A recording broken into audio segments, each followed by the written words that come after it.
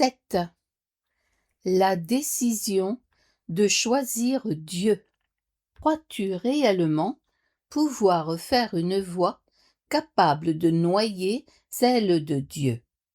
Crois-tu réellement pouvoir concevoir un système de pensée capable de te séparer de lui? Crois-tu réellement pouvoir faire des plans pour ta sécurité et ta joie mieux que lui? Tu n'as pas besoin d'être soucieux ni insoucieux. Tu as seulement besoin de te décharger sur lui de tous tes soucis, parce qu'il prend soin de toi. Tu es son soin, parce qu'il t'aime. Sa voix te rappelle toujours que tous les espoirs te sont permis, parce qu'il a soin de toi. Tu ne peux pas choisir d'échapper à ses soins, parce que telle n'est pas sa volonté. Mais tu peux choisir d'accepter ses soins et d'utiliser le pouvoir infini de sa sollicitude pour tous ceux qu'il a créés par elle. Il y eut de nombreux guérisseurs qui ne s'étaient pas guéris eux-mêmes. Ils n'ont pas transporté des montagnes par leur foi, parce que leur foi n'était pas entière. Certains d'entre eux ont parfois guéri les malades, mais ils n'ont pas ressuscité les morts. À moins que le guérisseur ne se guérisse lui-même, il ne peut pas croire qu'il n'y a pas d'ordre de difficulté dans les miracles. Il n'a pas appris que chaque esprit que Dieu a créé est également digne d'être guéri, parce que Dieu l'a créé entier. Il t'est simplement demandé de rendre à Dieu l'esprit tel qu'il l'a créé. Il te demande uniquement ce qu'il a donné, connaissant que ce don te guérira. La santé d'esprit est l'entièreté, et la santé d'esprit de tes frères est la tienne.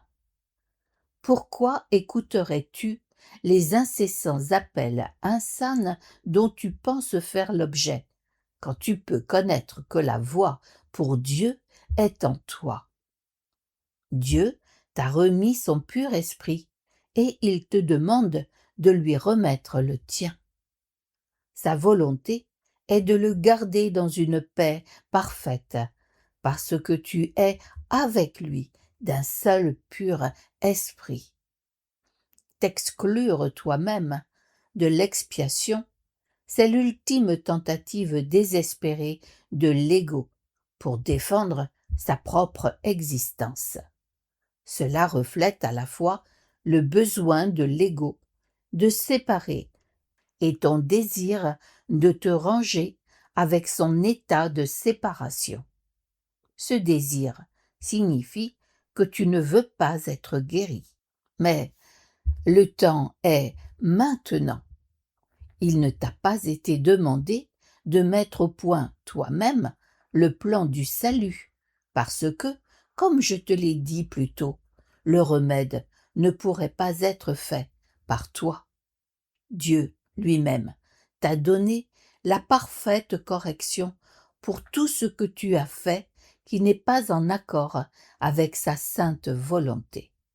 Je te rends son plan parfaitement explicite.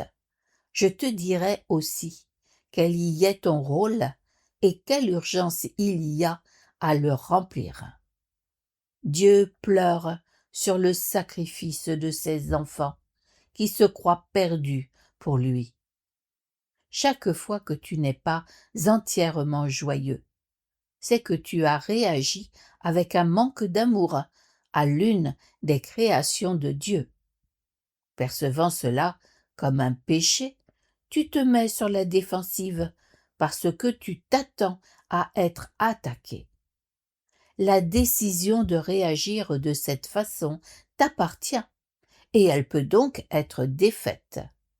Elle ne peut pas être défaite par le repentir au sens habituel, parce que cela implique de la culpabilité.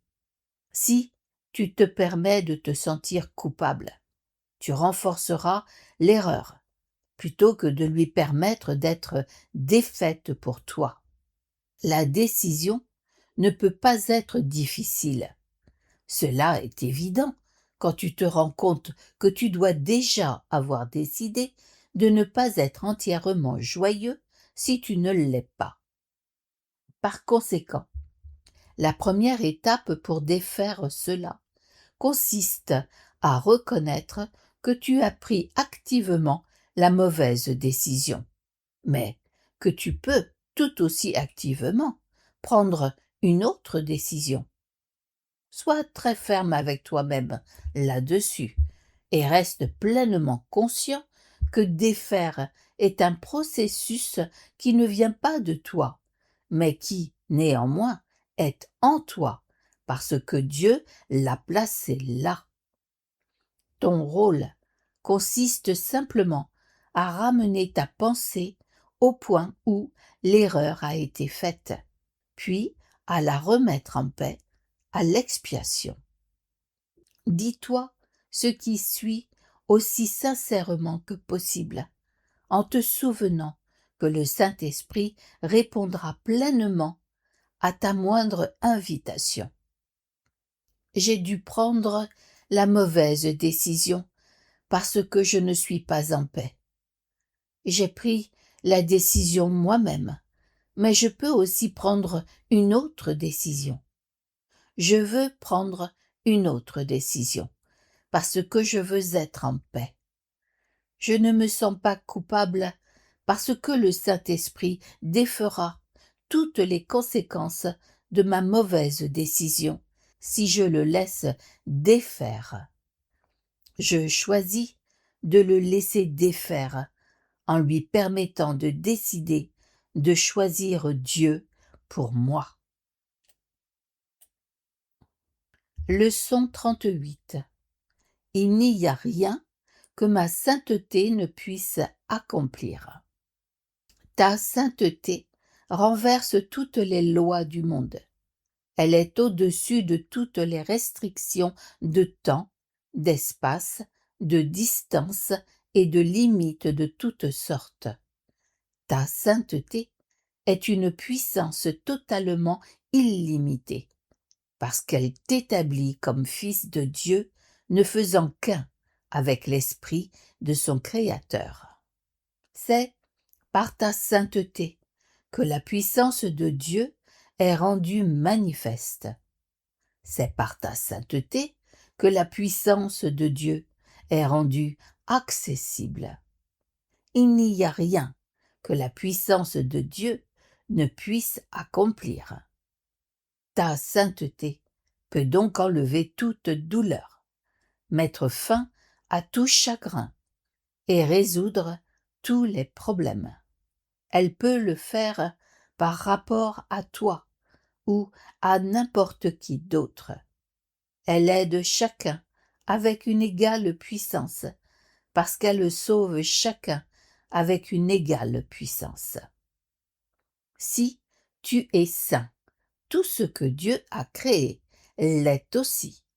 Tu es saint parce que toutes choses qu'il a créées sont saintes, et toutes choses qu'il a créées sont saintes parce que tu l'es.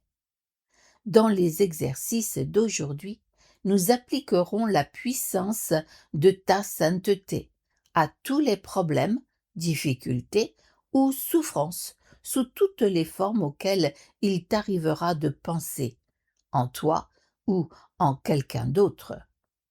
Nous ne ferons pas de distinction parce qu'il n'y a pas de distinction. Pendant les 4 périodes d'exercice plus longues, qui devraient durer de préférence 5 bonnes minutes chacune, répète l'idée d'aujourd'hui. Il n'y a rien que ma sainteté ne puisse accomplir. Ferme les yeux, puis recherche dans ton esprit tout sentiment de perte ou de malheur de tout genre, tel que tu le vois. Essaie de faire aussi peu de distinction que possible entre une situation qui est difficile pour toi et une situation qui est difficile pour quelqu'un d'autre. Identifie la situation concrètement, ainsi que le nom de la personne concernée. Utilise la forme suivante en appliquant l'idée d'aujourd'hui. Dans la situation concernant où je me vois, il n'y a rien que ma sainteté ne puisse accomplir. Dans la situation concernant où se voit, il n'y a rien que ma sainteté ne puisse accomplir. De temps à autre, tu voudras peut-être varier cette procédure en y ajoutant quelques pensées personnelles pertinentes. Par exemple, tu pourrais trouver bon d'inclure des pensées telles que « Il n'y a rien que ma sainteté ne puisse accomplir parce que la puissance de Dieu réside en elle. » Introduis toutes les variantes qu'il te plaira, mais garde les exercices centrés sur le thème « Il n'y a rien que ma sainteté ne puisse accomplir ». Le but des exercices d'aujourd'hui est de commencer à instiller en toi le sentiment que tu domines sur toute chose à cause de ce que tu es. Durant les fréquentes applications plus courtes, applique l'idée sous sa forme originale, à moins qu'un problème concret te concernant ou concernant quelqu'un d'autre se présente ou te vienne à l'esprit. Dans ce cas, applique l'idée à ce problème en utilisant la forme plus concrète.